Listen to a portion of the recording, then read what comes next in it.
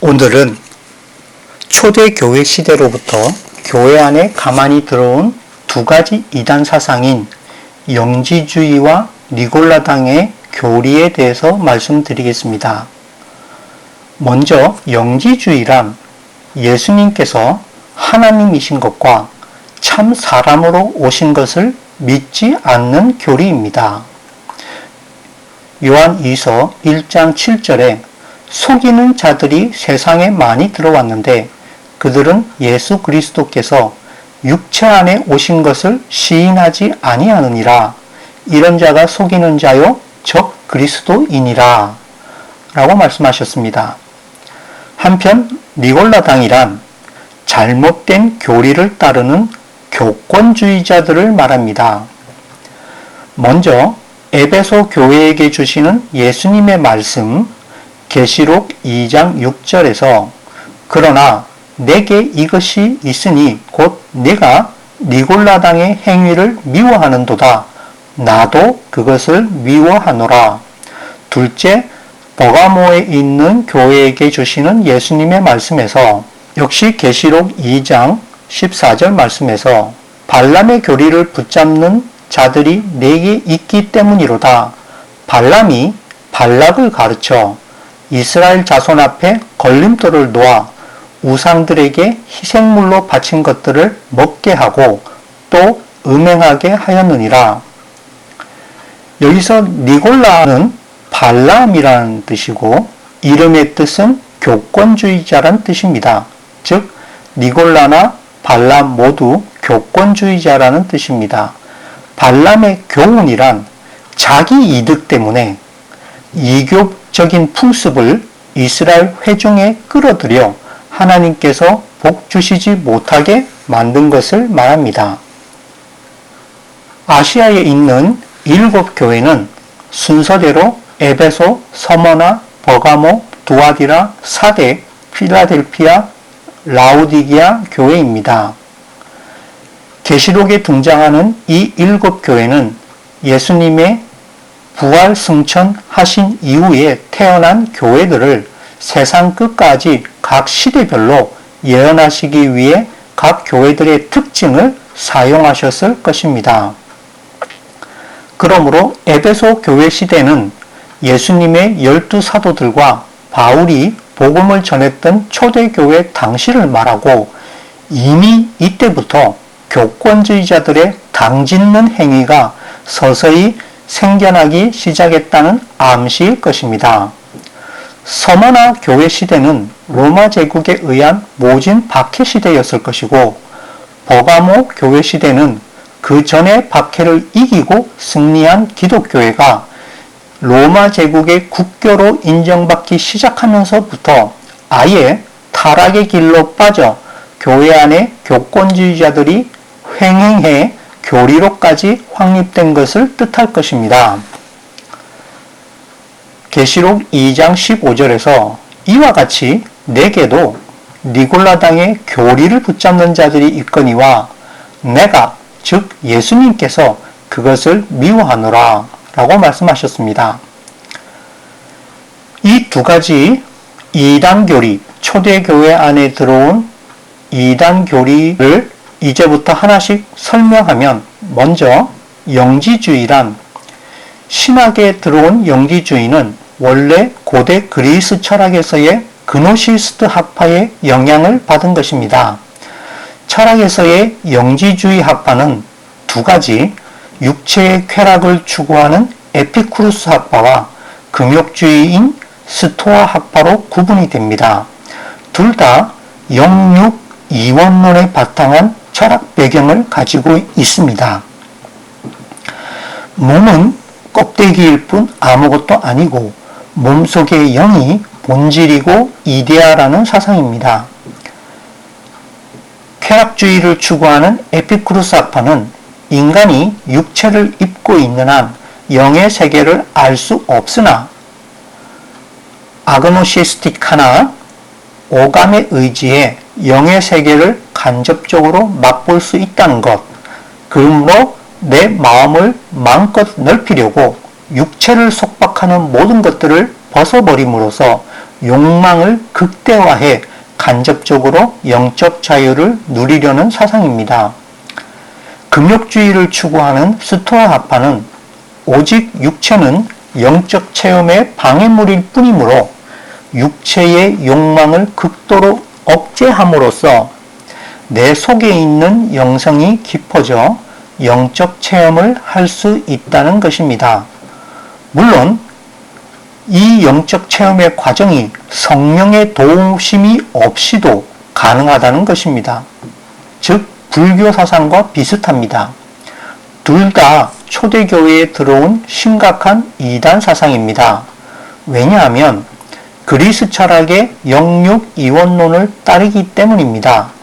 영혼 불멸설, 영원 지옥설은 몸은 죽어도 몸 안의 영은 영원히 산다는 썰과 그 영이 천국에 가서 영생하거나 지옥에 가서 영원히 고통받는다는 썰입니다.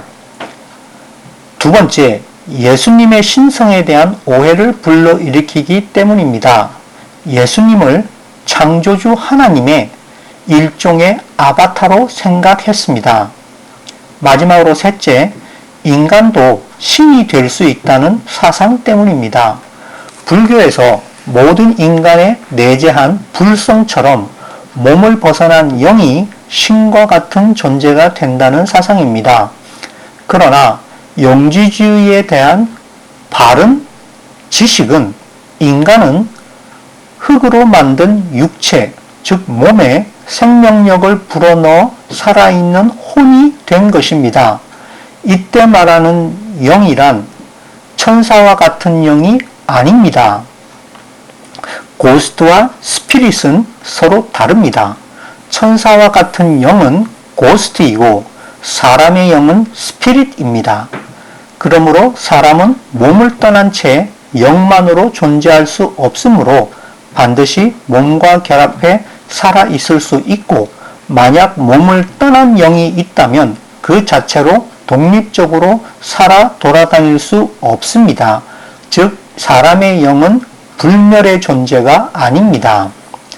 하나님의 아들이신 예수님께서는 서로 동격이시고 세 분으로 계신 한 하나님이시므로 여기서 말하는 하나님은 창조주이신 참신을 일컫습니다.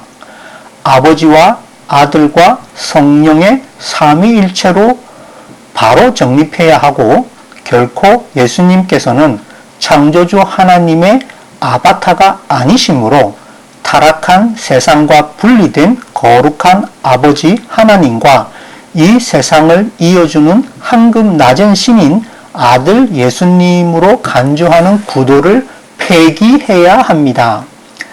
영의 세계의 신비는 계시해 주신 말씀을 통해, 성경 말씀을 통해 그만큼만 우리가 엿볼 수 있습니다. 그 외에는 올바르게 알 수 있는 방법이란 없습니다. 다음으로 예수님께서 미워하신다고 말씀하신 니골라당이란 구약 성경에 나오는 유대교 제사장들처럼 초대교회에서 자신을 하나님의 부르심을 받아 거룩히 구별된 하나님 앞에서 섬기는 직분을 받은 특별한 성직자들이라고 자칭하고 스스로 평신도들로부터 자신을 구별함으로써 성직자들이 일반 신자들 위에 서서 지배하기 위해 만든 잘못된 교리를 따르는 교권주의자들을 말합니다. 엄밀히 말하면 제 욕심을 채우기 위해 이교적 풍습에 따른 제사제도, 성직제도를 기독교의 안으로 끌어들인 자들을 말합니다. 오늘 한국교회 안의 제사장들이며 이른바 사도의 권위를 계승한 자들인 주의 종들에 대해서 말씀드리겠습니다. 제사장이나 대언자나 12사도는 하나님과 예수님께서 직접 세우신 특별한 직분을 말합니다. 제사장 역시 하나님께서 레위 지파로 한정하셨습니다. 반면 오늘날 목사, 교사, 장로, 그리고 집사는 이와는 다릅니다. 이 직분들은 회중이 선택하거나 교회가 임명합니다. 따라서 목사는 하나님께서 직접 세우신 선지자나 12사도와 결코 동급이 될 수 없습니다. 목사 자격증을 주는 각급 신학교가 하나님의 권위와 결코 동급이 될 수 없는 까닭과 같습니다. 즉 신학교는 하나님이 아닙니다. 초대교회가 가룟 유다의 자리를 대신하여 마띠아를 제비 뽑아 12번째 사도로 임명한 일, 또한 초대교회에 내린 성령의 역사입니다. 긴급한 선교 사역을 위해 12번째 사도의 빈자리를 빨리 채워야 할 필요가 있었기 때문입니다. 사도 바울과 바나바도 성령님의 지시하심을 따라 긴급한 선교 사역을 위해 사도로 선택됐습니다. 이 12사도의 직분이 얼마나 중요했으면 예수님의 부활 승천 후에 초대교회에서 제일 먼저 실천한 사안이겠습니까? 굳이 12자리를 채우려고 한 것도 초대교회 복음사역의 긴급성, 차별성 때문입니다. 그러나 사도의 직책은 오래전에 끝났습니다. 2000년 전에 끝났습니다. 다만 사도의 은사는 지금도 계속되고 있다고 말할 수 있겠습니다. 즉 복음으로 전도하고 진리를 가르치고 바로 세우는 그 사도적 은사는 지금도 교회의 여러 직분들 속에서 이어져 오고 있습니다. 그러나 성령님께서 우리와 함께 계심으로 오늘날에도 교회가 12사도와 같은 사도를 뽑을 수 있다는 신사도 운동의 생각은 크게 잘못된 것입니다. 하나님이 교회 중에 몇을 세우셨으니 첫째는 사도요, 둘째는 선지자요, 셋째는 교사요, 그 다음은 능력을 행하는 자요, 그 다음은 병 고치는 은사와 서로 돕는 것과 다스리는 것과 각종 방언의 은사를 말하는 것이라. 다 사도이겠느냐? 다 선지자이겠느냐? 다 교사이겠느냐? 다 능력을 행하는 자이겠느냐? 다 병 고치는 은사를 가진 자이겠느냐? 다 방언을 말하는 자이겠느냐? 다 통역하는 자이겠느냐? 고린도전서 12장 28절 30절 말씀. 그런데 왜 그들은 굳이 자신을 예수님의 12사도 중 하나를 계승한 것처럼 가장할까요? 왜냐하면 교회 안에서 온갖 좋은 것들, 좋아 보이는 것들을 끌어들여 다른 신자들로부터 자기들을 분리해 세우기 위해 특별한 권위를 빌리고 싶었기 때문일 것입니다. 예를 들면 예배 주도권, 축복권, 설교 독점권 등등을 말합니다. 로마 가톨릭 교회는 그들의 종교 지도자인 이른바 교황을 마치 예수님의 12사도 중 수제자였던 사도 베드로의 권위를 계승한 자인 것처럼 꾸밉니다. 그러나 기독교회에는 더 이상 그런 권위를 특정한 누구에게 계승시킨 적이 없습니다. 이와 같이 특정한 누구에게 종교적 권위를 계승하는 것은 이방 종교에만 있는 것일 뿐입니다. 예수님께서는 제자들에게 자발적으로 서로를 섬기라고 명하셨을 뿐 다른 모든 제자들 앞에서 명시적으로 어떤 제자에게, 예를 들면 사도 베드로에게 이제부터 예수님께 대하듯 그를 섬기라고 명한 적이 없습니다. 왜냐하면 예수님께서 십자가에서 죽으신 후 곧 부활하셨고 세상 끝까지 우리 제자와 교회와 늘 함께 계심으로 떠나기 전에 또는 죽기 전에 누구에게 예수님의 자리를 넘겨주실 까닭 없기 때문입니다. 너희끼리 서로 섬기라고 명하신 까닭도 너희끼리는 서로 높낮이가 없이 평등하기 때문입니다. 그러므로 초대교회 때부터 생겨나 줄곧 있어 온 이 영지주의와 교권주의는 예수님께서 염려하셨고 또 그들을 미워하신다고 분명히 말씀하신 대로 오늘날까지, 아니 세상 끝날까지 횡행할 교회 안에 이미 만연한 주요한 두 가지 이단 사상입니다.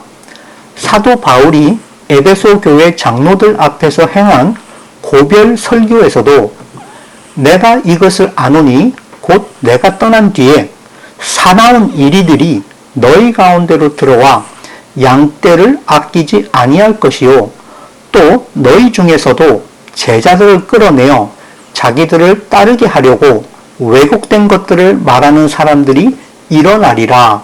사도행전 20장 29절 30절 말씀에서 오늘은 여기까지 하겠습니다. 감사합니다.